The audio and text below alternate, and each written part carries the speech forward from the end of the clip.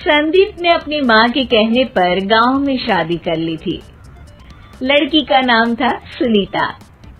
माँ का कहना था एकदम मॉडर्न बहू नहीं होनी चाहिए, लेकिन उन्हें नहीं पता था कि गांव से आने वाली बहू सुंदर सुशील तो होगी और उसको गांव से बाहर भी निकाल लाएंगे, लेकिन उसके अंदर का गांव कैसे बाहर निकलेगा। शादी के कुछ दिन बाद, माँ टिफिन तो देना जरा।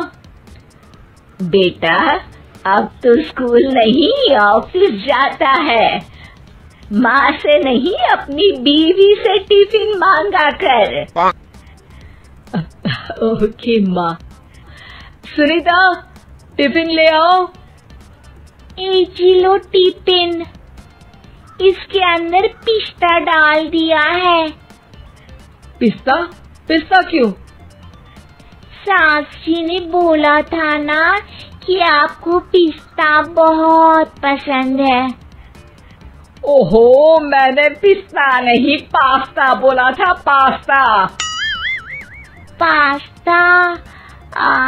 कहीं होता है पास्ता? अरे बेटी तू रहने दे, मैं बना दूंगी। अच्छा किया कि पाव भाजी बनाने का नहीं बोला, वरना किसी के पाव बना देती है। सुनीता को बुरा लगता है, लेकिन उसकी नादान हरकतें कम नहीं होती। ऐसे ही एक दिन, अरे तुमने ये क्या लगाया है? अरे आप वो फूस फूस करके लगाते हैं ना, वही। डियो? का दियो? किसको दियो? अरे वही ना जिससे खुशबू आती है। हाँ हाँ सही पकड़े हैं। अच्छा लेकर तो आना। कौन सा डियो लगाया तुमने? अभी लेकर आते हैं जी। संदीप की बात मानकर सुनीता अंदर से खुशबू वाला फुसफुस लेकर आती है। ओएमजी! ओएमजी मतलब ओ माय गणेश ना। अरे ओएमजी छोड़ो, ये खुशबू वाला फुसफुस की बात कर रही थी तुम?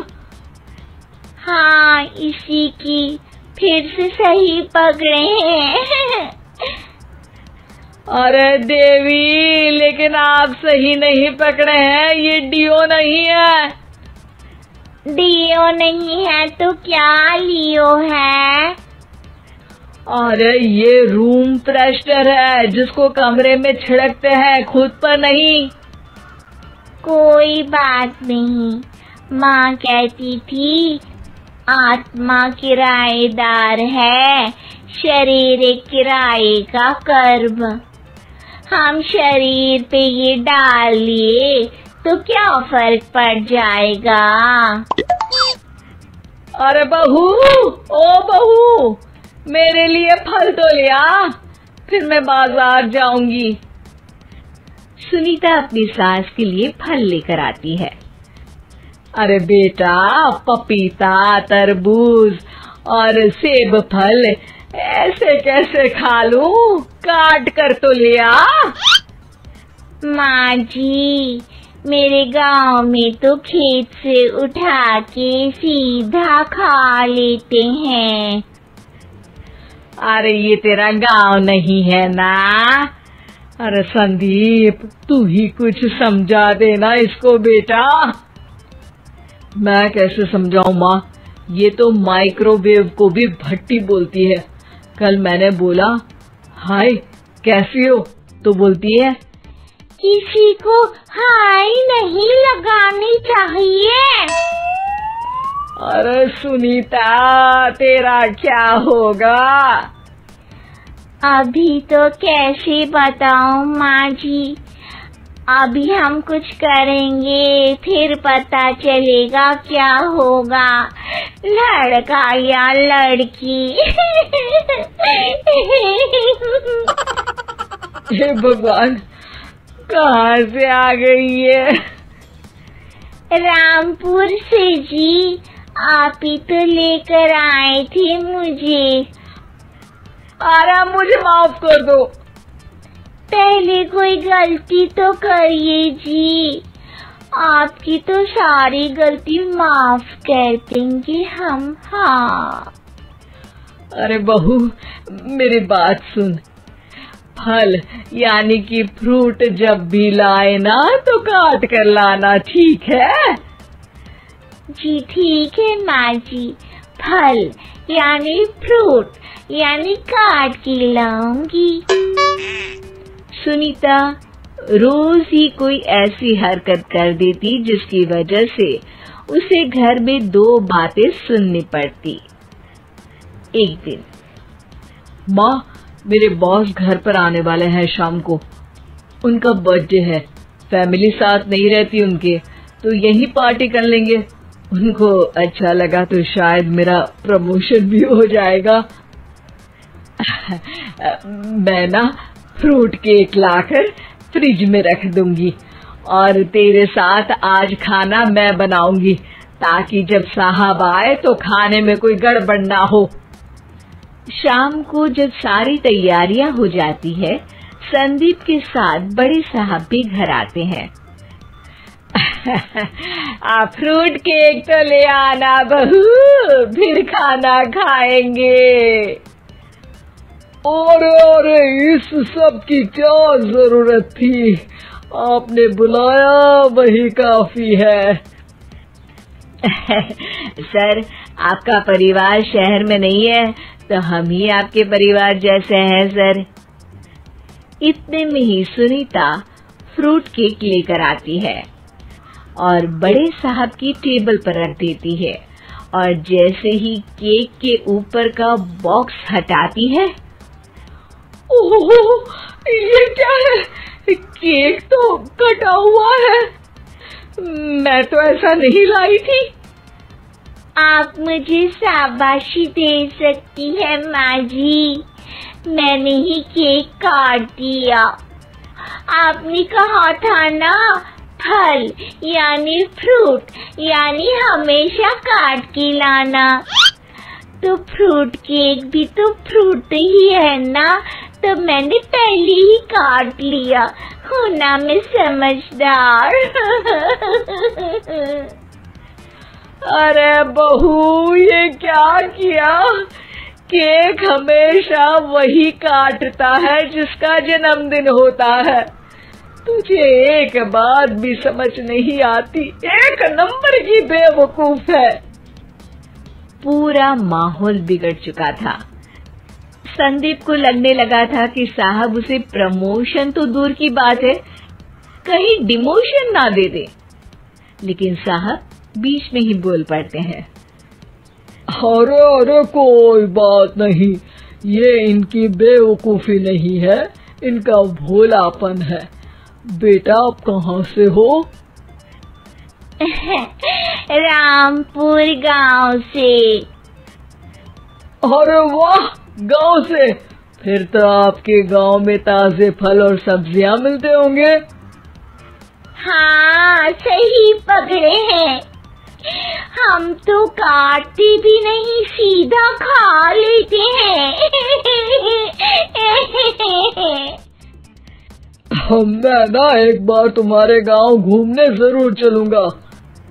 क्यों संदीप, ले चलोगे ना? मुझे गांव घूमना बहुत पसंद है।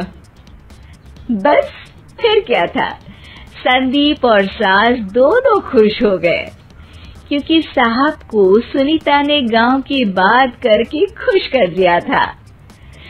अब संदीप का प्रमोशन पक्का था। शिक्षा, कभी भी किसी भी गलती पर घबराना नहीं चाहिए। हो सकता है कि उस गलती की वजह से आगे बड़ा फायदा हो जाए।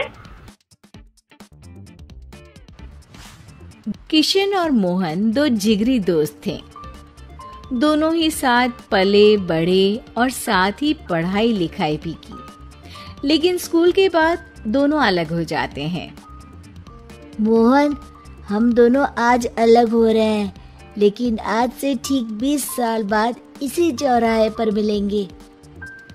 दोनों एक दूसरे से वादा करके अलग हो जाते हैं।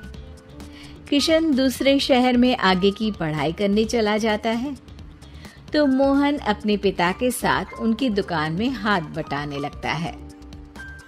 पिताजी, मैं भी किशन की तरह दूसरे शहर में पढ़ने जाना चाहता हूँ। उसकी पिता एक शराबी इंसान थे। अरे बेटा, तू क्या करेगा शहर जाकर? अरे पढ़ाई करने के बाद किसी के ऑफिस में नौकरी है ना। अरे वो तुझसे ढेर सारा काम करवाएगा और बदले में 4 अठन्नी पकड़ा देगा। तो राजा है राजा, अपनी दुकान में बैठ बच्चा। पर पिताजी, ये गल्ला तोलना मुझे अच्छा नहीं लगता। अरे इसी गल्ले को तोल तोल कर तो मैंने तुझे पढ़ाया लिखाया, इस लायक बनाया, और आज तुझे ये गल्ला तोलना अच्छा नहीं लगता। ये बोलकर वो मोहन को एक जोर का थप्पड़ लगा देते हैं। मोहन को थप्पड़ से गुस्सा आ जाता है और वो घर छोड़कर चला जाता है। 1-2 दिन भूखा रहने के बाद मोहन को पिता की बात याद आती है। ऐसा कौन सा काम है जिसपे खुद के लिए मेहनत करना और ज्यादा से ज्यादा पैसा हो? वो सोच में पड़ जाता है कि तभी उसे घोड़ों की आवाज आती है। वो एक पेड़ के पीछे छुप जाता है और जहाँ देखता है कि डाकू कैसे एक चादर फैलाते हैं और उसमें ढेर सारे सोने के गहने डाल देते हैं। डाकुओं का सरदार बोलता है, चलो, एक दिन मेहनत की, अब बाकी के महीने राजा बनकर गुजारेंगे।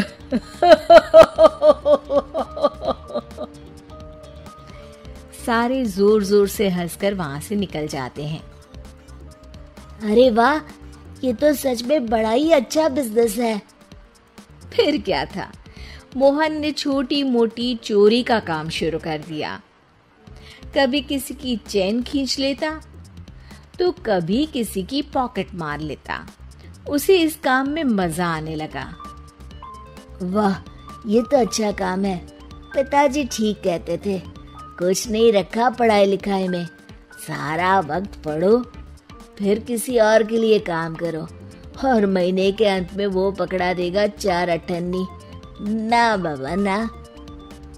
धीरे धीरे समय बीतता जाता है और मोहन जाना माना चोर बन जाता है।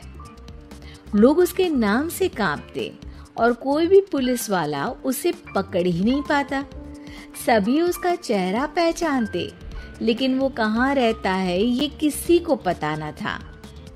फिर एक दिन वो भी आ जाता है जब मोहन को किशन से मिलने का दिन याद आता है। ओह, 20 साल बाद आज ही का दिन है जब मुझे अपने यार किशन से मिलना है। और फिर वो उस शहर में जाता है और चौराहे में खड़ा हो जाता है। काफी समय तक वो अपने दोस्त का इंतजार करता रहता है, लेकिन वो नहीं आता। मैं भी पागल हूँ, किसे 20 साल पहले की बात याद होगी। कुछ देर इंतजार करने के बाद वो वहां से जाने लगता है कि तभी सामने 2 पुलिस वाले आ जाते हैं और उसे गिरफ्तार कर लेते हैं। मोहन को आश्चर्य होता है कि उन लोगों को मोहन का पता कैसे चला। अब सुनो, तुम लोगों ने अब मुझे पकड़ ही लिया है, तो क्या मैं जान सकता हूँ कि तुम लोगों को ये कैसे पता चला कि मैं यहाँ आने वाला हूँ? उसमें से एक पुलिस वाला मोहन को एक लेटर देता है। मोहन लेटर खोलता है जिसमें लिखा होता है, मेरे जिगरी दोस्त मोहन, मैं जानता था आज दुनिया यहाँ के वहाँ क्यों ना हो जाए, तुम यहाँ मुझसे मिलने जरूर आओगे। आज मन था कि मैं तुम्हें गले लगा लूं, लेकिन फर्ज की दीवार सामने आ गई। 20 साल बाद तुम एक मुजरिम के रूप में मेरे सामने खड़े थे। माफ करना दोस्त, देश के प्रति मेरा फर्ज मेरी दोस्ती के आगे छोटा पड़ गया। मोहन की आंखों में अब आंसू थे। वो चुपचाप वहां हाथों में हथकड़ी बांधे चला जाता है। चिठानी। एक दिन शिवानी और प्रज्ञा रसोई में खाना बना रही होती हैं। तभी प्रज्ञा को रसोई में एक चूहा दिखता है और वो जोर से चिल्ला पड़ती है, दीदी वो देखो चूहा। वो डर के स्लैब पर चढ़ जाती है। अरे चूहा ही तो है, तू तो ऐसे डर रही है जैसे तूने कोई भूत देख लिया हो। कितनी डरपोक है तू भी ना प्रज्ञा। आप ज्यादा हंसो मत दीदी, हर इंसान को किसी न किसी चीज से डर लगता है। लगता होगा, पर मुझे तो किसी चीज से डर नहीं लगता। मैं तो बहुत बहादुर हूँ, पर तू हद कर दी भाई, एक चूहे से डर गई है।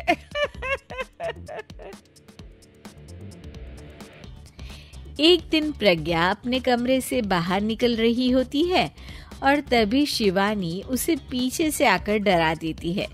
प्रज्ञा एकदम से उछल पड़ती है। दीदी, ऐसे भी कोई मजाक करता है क्या?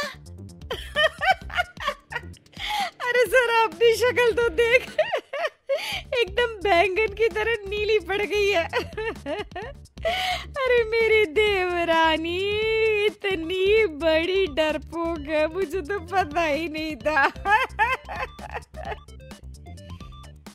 आप ऐसे चौंकाओगे तो कोई भी डरेगा ना। अरे नाना, कोई बहाना अब काम नहीं आएगा। आज से ना तुम्हारा नाम है डरपोक प्रज्ञा। शिवानी प्रज्ञा का मजाक उड़ाकर चली जाती है। प्रज्ञा शिवानी की मजाक उड़ाने की आदत से परेशान हो जाती है। जब देखो मेरा मजाक उड़ाती रहती है, इनकी शिकायत तो मम्मी जी से करनी ही पड़ेगी मुझे। प्रज्ञा अपनी सास के पास जाती है और उन्हें सारी बात बताती है कि किस तरह उसकी जेठानी उसके डर का मजाक उड़ाती है। ओहो, तो बड़ी बहू को बड़ा घमंड है अपनी बहादुरी पर। कोई नहीं, अभी उसका घमंड तोड़ देते हैं। मेरे पास एक तरकीब है छोटी बहू, एक काम कर तू। प्रज्ञा की सास उसे अपनी जेठानी को डराने का प्लान बताती है। ये तो बहुत अच्छा आइडिया है मम्मी जी, क्या बात है। आइडिया सुनकर लग रहा है कि आप अपने बचपन में काफी शरारती रही होंगी मम्मी जी। अब आएगा मजा मेरी बहादुर जेठानी जी को। प्रज्ञा अपनी जेठानी को डराने का एक प्लान बनाती है। रात में वो शिवानी के पास जाती है और कहती है, दीदी मुझे ना बहुत डर लग रहा है। क्या हुआ मेरी डरपोक देवरानी? दीदी मैं छत पर गई ना तो मुझे ऐसा लगा कि कोई वहाँ है। ऐसा लगा जैसे मुझे कोई वहाँ देख रहा था, जैसे कोई साया। अरे क्या बक रही हो, तेरा वहम होगा। नहीं नहीं दीदी, आप चलो ना प्लीज मेरे साथ, मुझे तो बहुत डर लग रहा है। मेरी एक साड़ी सूख रही थी, वही लानी है। प्लीज आप चलिए ना ऊपर मेरे साथ। ओफो, चल। प्रज्ञा शिवानी को बहाने से छत पर ले जाती है और वो उसके पीछे चल रही होती है। ले आ गए हम छत पर। कहाँ है भूत, दिखा, कहीं तो है नहीं। तभी प्रज्ञा चुपके से सीढ़ियों पर छुप जाती है और शिवानी छत पर अकेली रह जाती है। अरे प्रज्ञा, कहाँ चली गई? प्रज्ञा एकदम से सीढ़ियों का दरवाजा बंद कर देती है। अब शिवानी को डर लगने लगता है। मैं नीचे चली जाती हूँ। लगता है प्रज्ञा भी नीचे ही चली गई है। तभी उसके सामने एक खुले बाल सफेद साड़ी में औरत खड़ी होती है। शिवानी उस औरत को देखकर डर जाती है। हालतू जलालतू भाई भला को टालतू, हालतू जलालतू भाई भला को टालतू।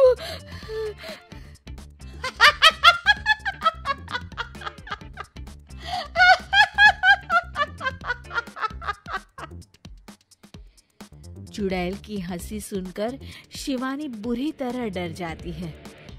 नहीं नहीं, मुझे छोड़ दो, भगवान के लिए मुझे छोड़ दो। नहीं नहीं नहीं नहीं नहीं नहीं नहीं नहीं, मैं तुझे नहीं छोड़ूंगी, मैं तेरा खून पी जाऊंगी।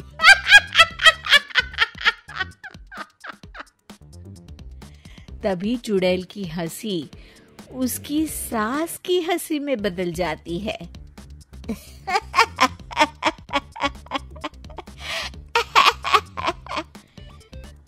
मम्मी जी, ये तो मम्मी जी की आवाज है। शिवानी आंख खोलती है तो सामने उसकी सास चुड़ैल का मेकअप करके खड़ी होती है और प्रज्ञा और उसकी सास जोर जोर से हंस रहे होते हैं। क्यों मेरी बहादुर जेठानी जी, आप तो कहती थी कि आप किसी से नहीं डरती। ये तुमने अच्छा नहीं किया प्रज्ञा। और सासू माँ, आप भी इसके साथ मिलकर। और नहीं तो क्या बहू, तुम अब मेरी छोटी बहू का ऐसे मजाक बनाओगी तो मुझे तो चुड़ैल बनना ही पड़ेगा ना। प्रज्ञा और उसकी सास और जोर जोर से हंसने लगते हैं और शिवानी गुस्से में नीचे चली जाती है।